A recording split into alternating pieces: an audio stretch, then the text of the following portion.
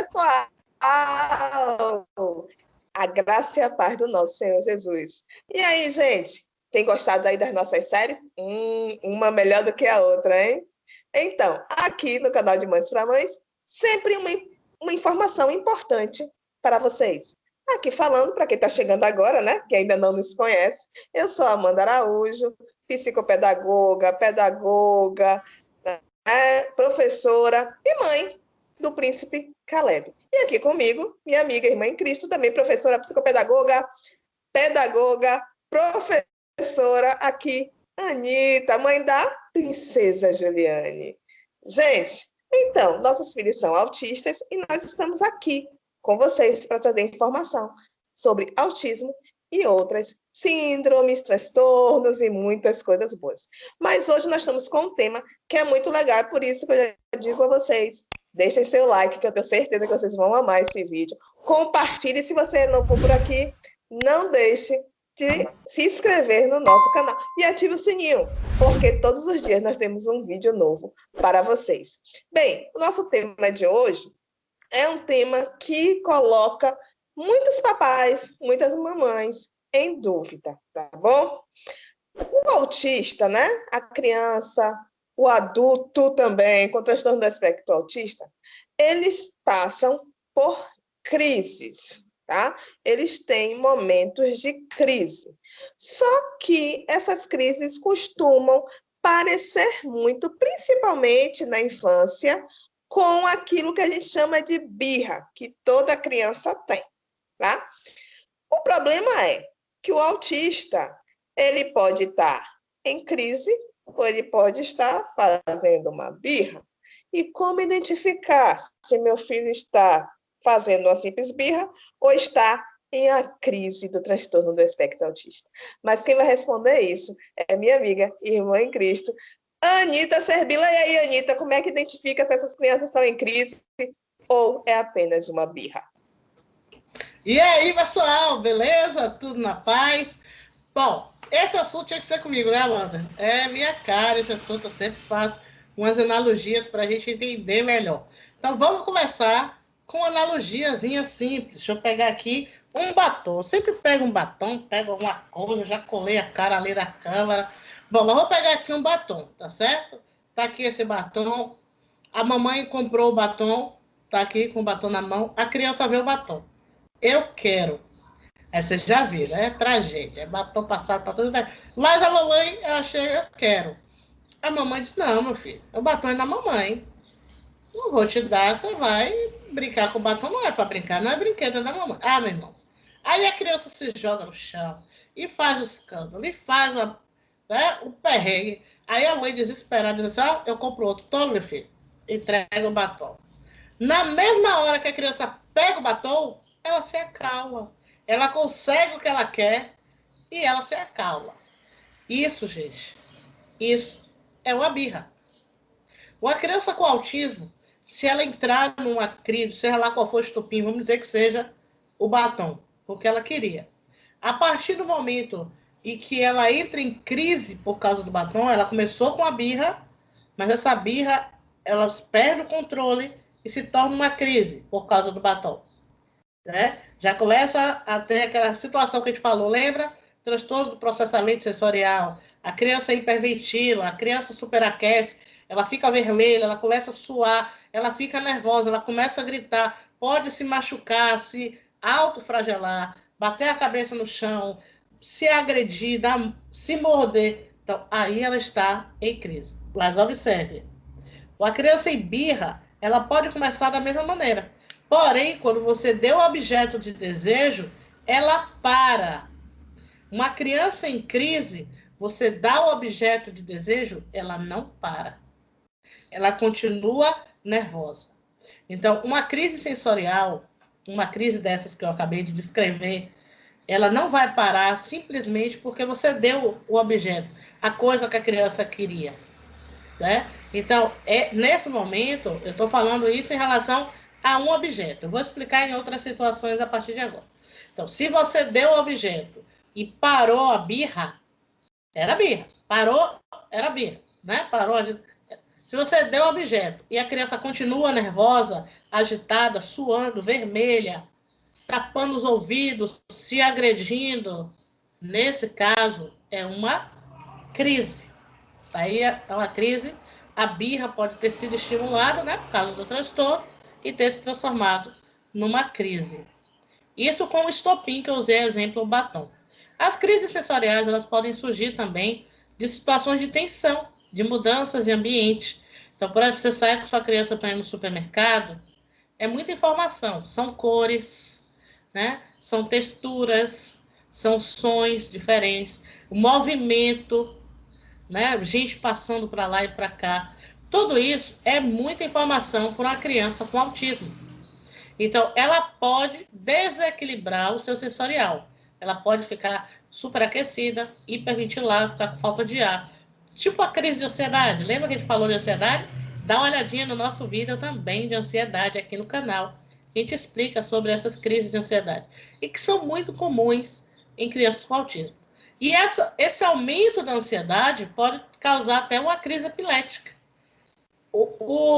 A desorganização sensorial pode ser tão grave que a criança ela realmente pode ter uma crise epilética. Lembra que a gente falou que a taxa de crianças com a epilepsia... A epilepsia é do autismo, Anitta? Não, não é do autismo, mas é uma comorbidade, é uma doença muito comum em crianças com autismo, certo? Então, muitas crianças têm. E aí, com esse estímulo extra, né, que eu estou dizendo, de espaço, do ambiente, dos sons, de cores, de textura, cheiros fortes, tudo isso pode causar um boom no cérebro de uma criança com autismo, né? E ela pode entrar numa crise sensorial.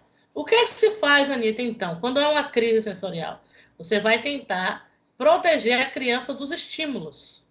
Você vai tentar retirar a criança daquilo que está causando a crise nela, né? Por exemplo, é o som. Tem muitas crianças com autismo que superaram as crises sensoriais usando aquele fone, tá? Tem outras crianças que a Amanda fala muito. A Temple Grande, ela cita exemplos que ela precisava estar, quando ela estava em crise, dentro de uma máquina, né? O que era a máquina? Tipo uma caixa que desse um abraço nela, apertado. Então, muitas crianças com autismo sentem essa necessidade do toque mais forte. Então, você abraça, agarra. Em algumas crises, a Amanda, inclusive, ela fala com o Caleb que ela abraçava o Caleb por trás forte e cantava a música que ela cantava para ele desde a sua gestação, né? Então, assim, são formas de acalmar e tranquilizar a criança. Você pode usar esse abraço forte, tirar a criança da situação de estresse, né? Dar um banho na criança, né? São coisas que vão diminuindo o estresse. Agora, a gente sabe que tem crianças que exigem uma coisa que é muito triste, muito angustiante para os pais, que é a contenção. Tem algumas crianças que vão se autoflagelar, que vão se machucar, que podem ter até traumas sérios na sua cabeça. Então, essas crianças, elas precisam ser contidas. Você vai ter que segurar essa criança para diminuir essa tensão sensorial, né? Claro que primeiro ela vai ficar muito nervosa, porque você vai estar segurando nela. Vai dar aquele pico de nervoso, mas você continua contendo até que ela vai se acalmar, né? E aí vai baixar e ela vai se acalmar. Vale lembrar, cuidar, você retirar a criança do local de estresse, levar essa criança até um lugar mais calmo. Por exemplo, se ela estiver hiperventilando ou se ela estiver superaquecendo, leva ela, dá um banho, bota num quarto, um ar-condicionado escuro, para dar aquela acalmada, bota um som ambiente bem suave, bem longe.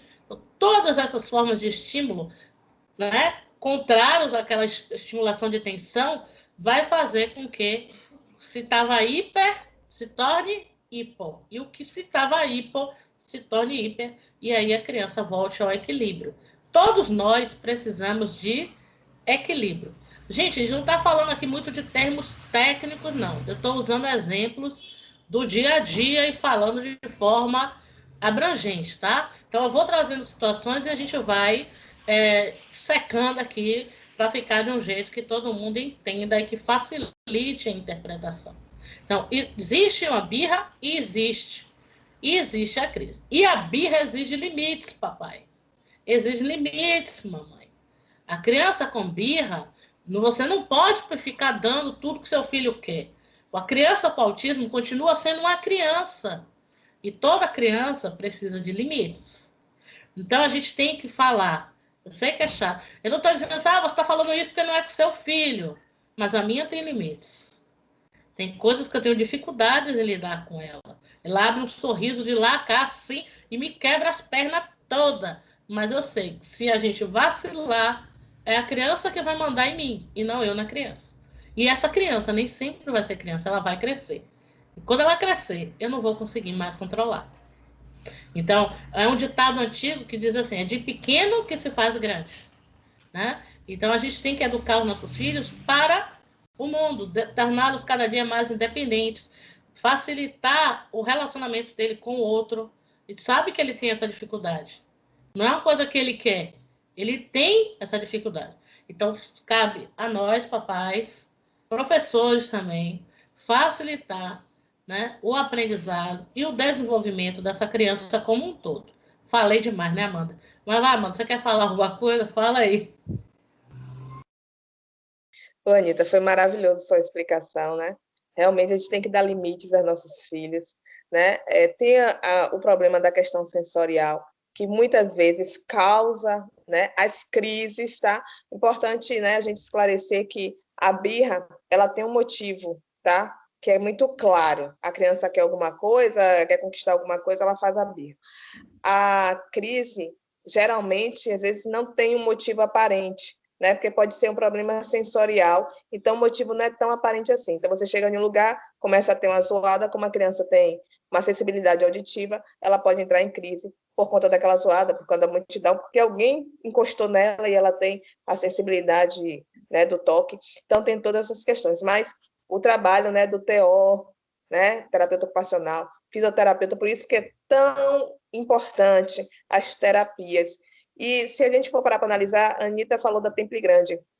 Temple Grande hoje tem 70 e poucos anos, mas é autista, tá, gente? Uma autista adulta, formada, trabalhadora, tá?